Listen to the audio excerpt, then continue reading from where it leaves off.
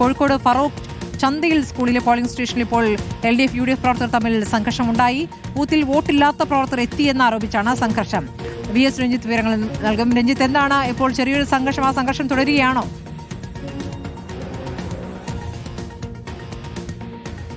സംഘർഷം അവസാനിച്ചിട്ടുണ്ട്. ബേപ്പൂർ നിയോജക മണ്ഡലത്തിൽ കോഴിക്കോട് ഫറൂഖ് മുനിസിപ്പാലിറ്റിയിൽപ്പെട്ട ചന്തയിൽ സ്കൂളിലെ പോളിംഗ് സ്റ്റേഷനിലാണ് LDF UDF പ്രവർത്തകർ തമ്മിൽ നേരിയ സംഘർഷമുണ്ടായത്.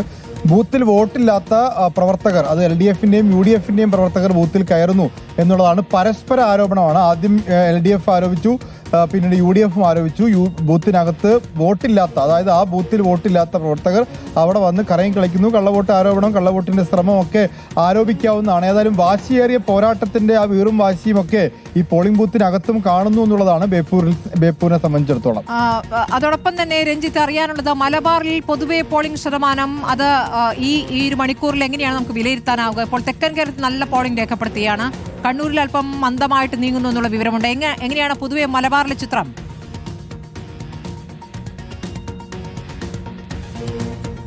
സ്മൃതി, മലബാറിൽ താരതമ്യേന പോളിംഗ് കുറവാണ് എന്ന് പറയാൻ സാധിക്കില്ല. പക്ഷെ തെക്കൻ കേരളത്തെ അപേക്ഷിച്ച് കുറവാണ്. ഇപ്പൊ പാലക്കാട് ജില്ലയിൽ 11 മണി വരെ 34.05% പോളിംഗ് രേഖപ്പെടുത്തിയിട്ടുണ്ട്. ജില്ലയിൽ ഏറ്റവും ഉയർന്ന പോളിംഗ് മലമ്പുഴയിലാണ്. 36.57% പോളിംഗ് രേഖപ്പെടുത്തിയിട്ടുള്ളത്. സമാനമായി കോഴിക്കോട് ജില്ലയിലും പോളിംഗ് രേഖപ്പെടുത്തിയിട്ടുണ്ട്. വയനാട് 33.43% വയനാടുള്ളത്. കൽപ്പറ്റയിൽ 33, മാനന്തവാടിയിൽ 33, അതുപോലെ ബത്തേരിയിൽ 33, ഏകദേശം 33% പോളിംഗ് വയനാട്ടിലും രേഖപ്പെടുത്തിയിട്ടുണ്ട്. കണ്ണൂരിലാണ് കുറഞ്ഞ പോളിംഗ് രേഖപ്പെടുത്തുന്നത്. 32%ലേക്ക് കണ്ണൂർ എത്തിയിട്ടുള്ളൂ. അത് 11 മണി വരെയുള്ള കണക്കാണ്. അതിനുശേഷം പോളിംഗ് നടന്നിട്ടുണ്ട്. മലപ്പുറം ജില്ലയിലും 32% പോളിംഗ് എത്തിയിട്ടുള്ളൂ. അപ്പോൾ ഈ 32%വും 32-നും 34%-നും ഇടയിൽ നിൽക്കുകയാണ്.